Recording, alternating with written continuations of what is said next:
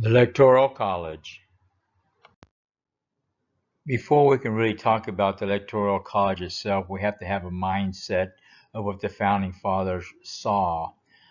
For instance, in the Federalist One, again, Hamilton said, reserved to the people of this country by their conduct and example to decide the important question whether societies of men are really capable or not of establishing good government from reflection and choice, or whether they are forever destined to depend for their political constitution on accident and force.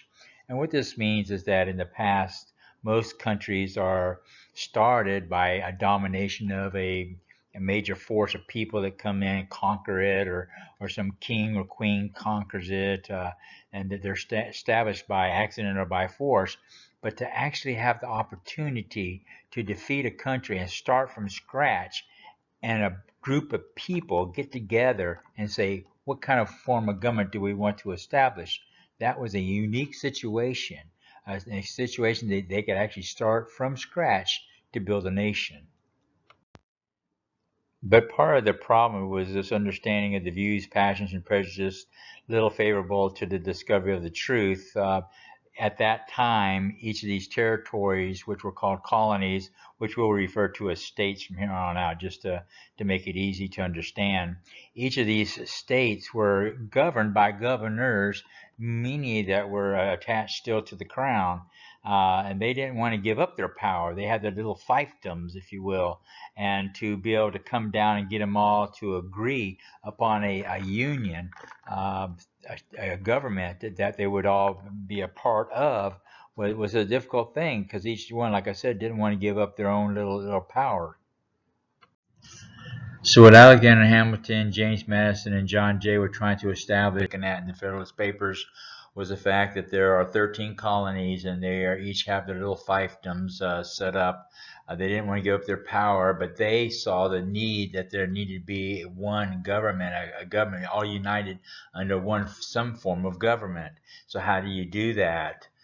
So the people that wanted a strong, centralized government, um, that wasn't going to work. The states, the 13, many of the 13 states, especially the southern states, were not going to agree to a strong centralized government. They wanted the states to have the power. And so how do you combine those two ideologies together? And so what they did was they came up with a thing called the Connecticut Compromise, which is a bicameral system. The bicameral system, the House of Representatives does it by vote, by population, and that was more for the more of a centralized understanding of things, where the government would be more powerful.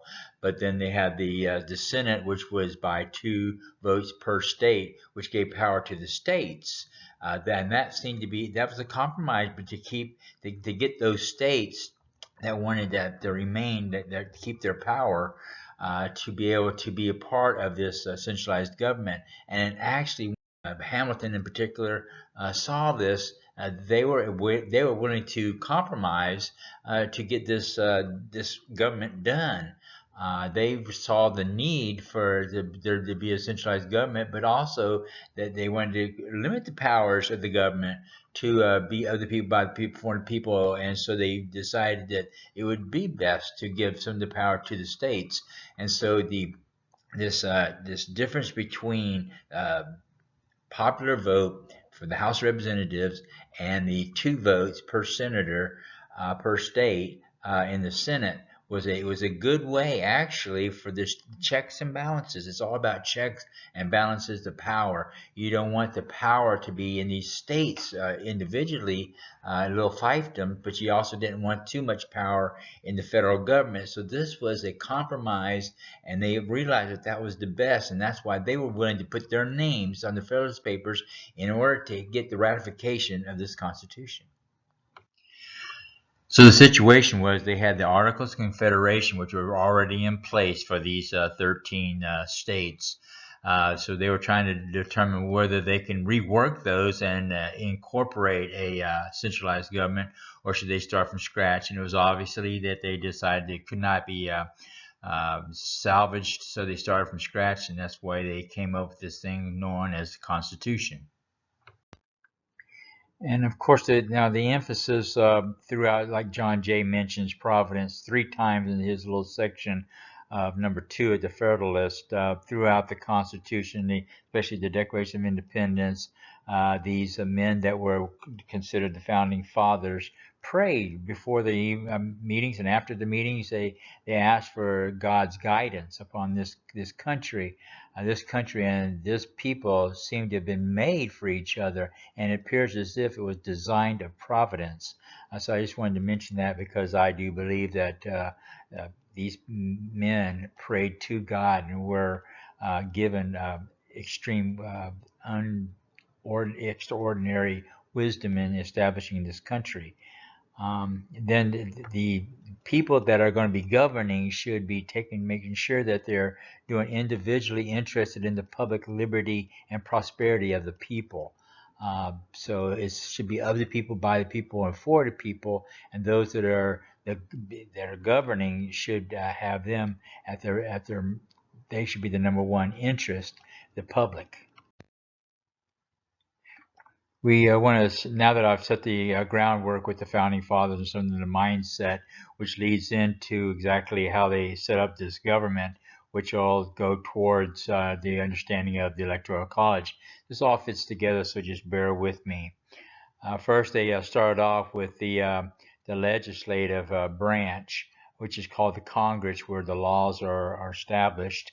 Then there's the judiciary, which oversees the interpretation of those laws, with the Supreme Court being the highest court, which focuses on the constitutionality of laws. And then there's the executive branch, which oversees the actual day-to-day operations along with the legislature.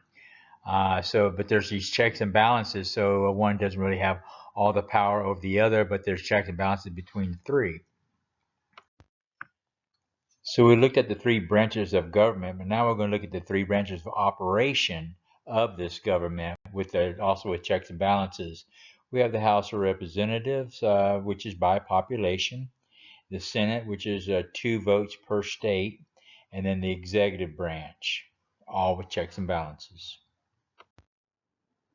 And as we have established before, the House of Representatives was by population.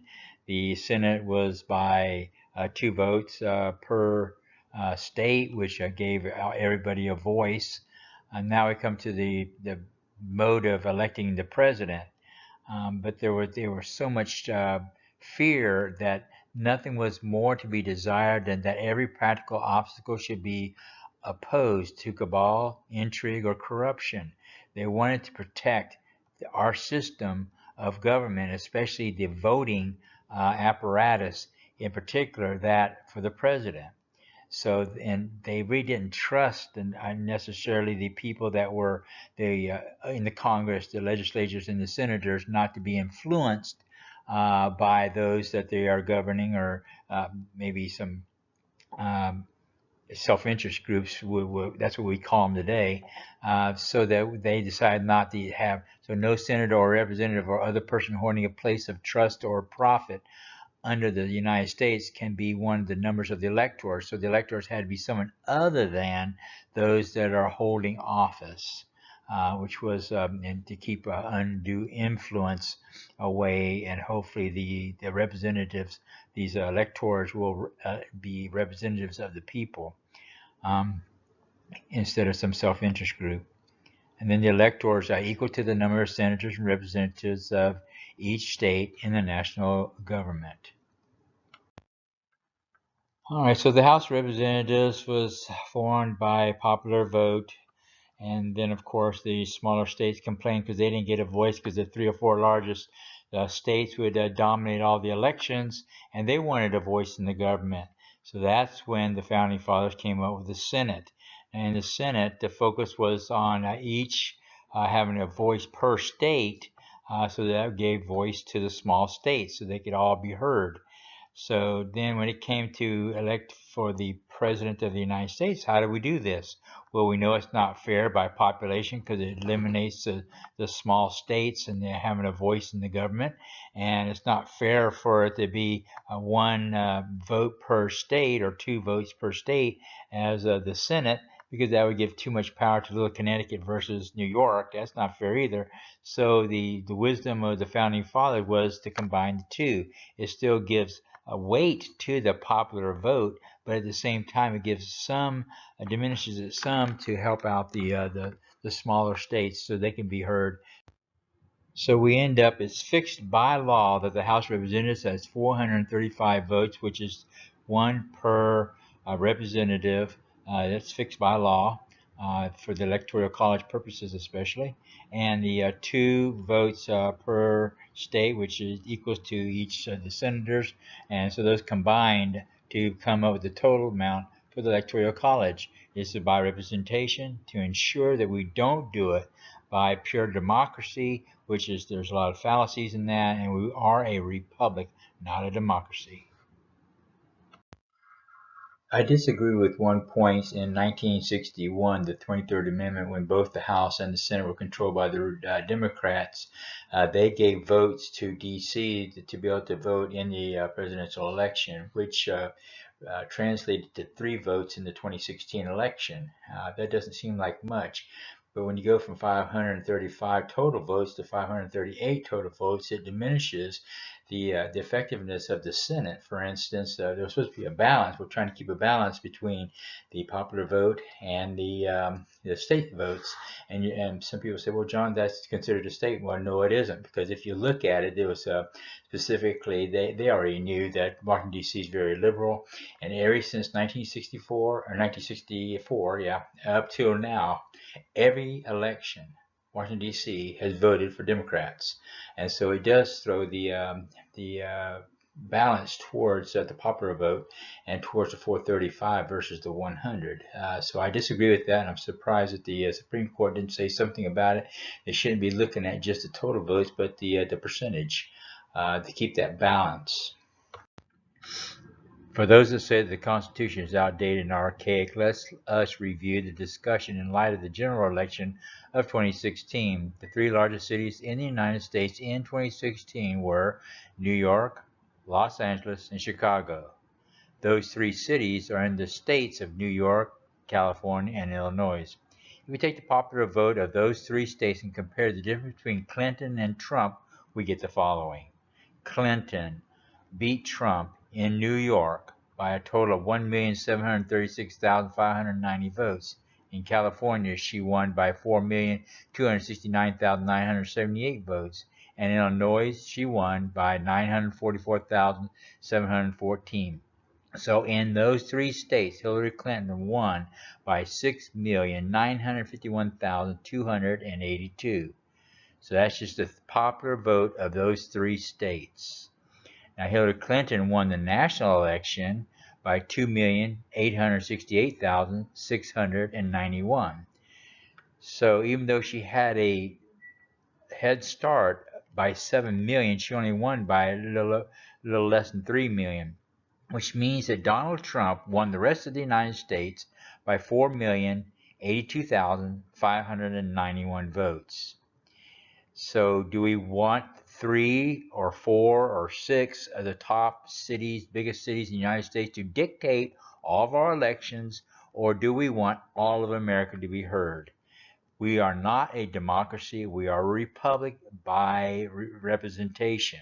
So the Electoral College came out to reflect that all of America should be heard, and that was 306 to 232. So I guess the Founding Fathers' wisdom is still relevant today. We can let the 3 most populated cities dictate an election, or we can continue to follow the wise counsel of our Founding Fathers, like Hamilton, to ensure that all of America is heard. Now, as you can see through this example of the numbers actually being applied, nothing has changed. We don't want one politician to be able to go to the 6 largest cities in the United States and win the election without even visiting the other parts of the United States.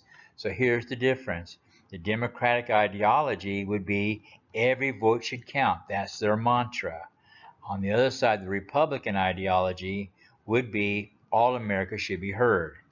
And the Founding Fathers have a tendency to believe in the more Republican understanding of how this should work through representation, not a direct democracy. So the ideology between the two, the Republican ideology, in this sense, the Electoral College, is more in line with our Constitution. So that's what I'm saying. If you want to get rid of the Electoral College, you're taking away one of the main foundations of what the founding fathers are trying to get across in not being pure democracy, which always fails and will fail, versus a republic by representation. We must make sure that all of America is represented.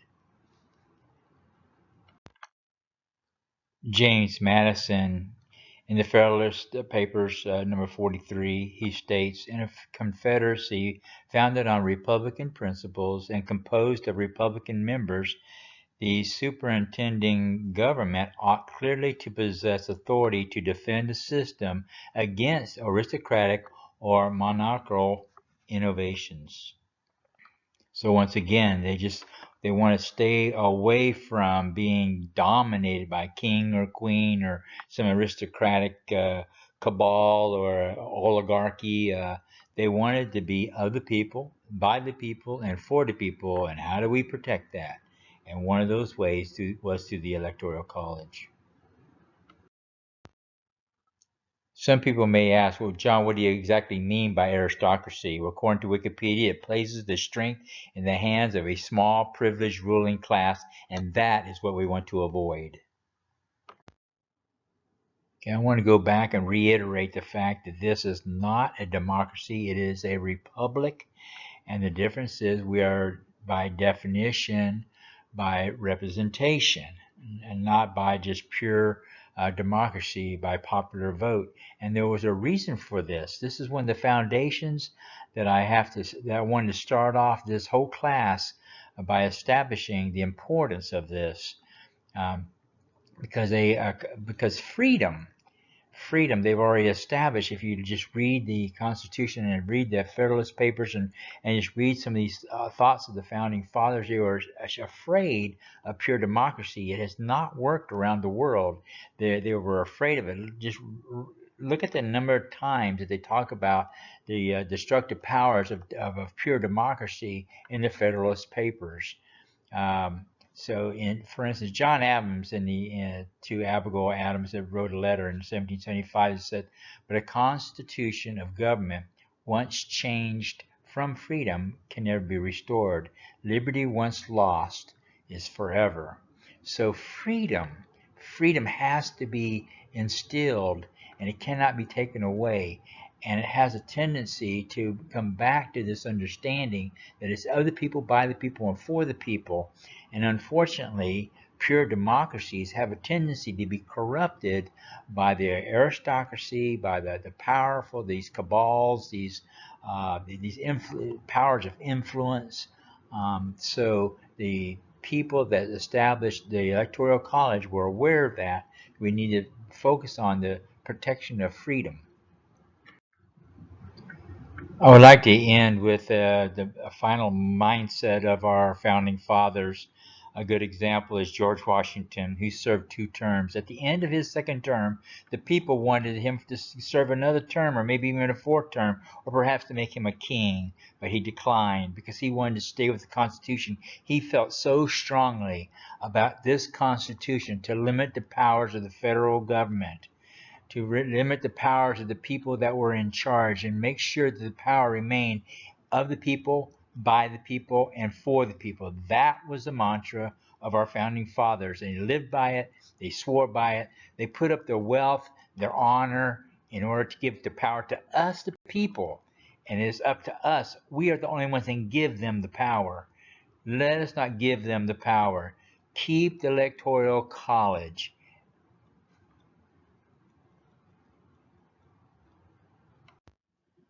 So here's the main reference material, because most of you probably have access to the Constitution, but the Federalist Papers, which are a commentary on the Constitution. And even though Alexander Hamilton, for instance, was a big government type of guy at the very beginning, he actually came around and agreed with the Constitution and the limiting of the powers of the government. And matter of fact, so much so that he helped to write this commentary to support the ratification of the Constitution. So, in summary, we need to protect the Electoral College because it is the foundation of liberty and freedom as part of our republic established by the founding fathers in our Constitution.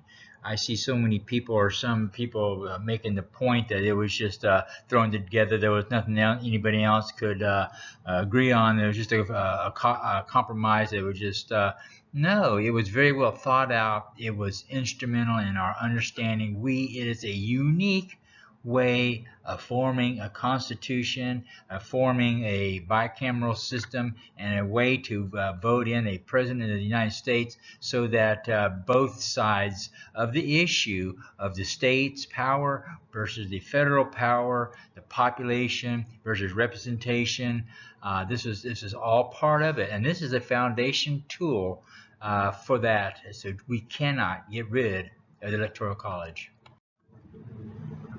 And one final note, I just want to say that this Constitution, it has been said that it is a terrible form of government, but it's the best form of government ever devised by humanity.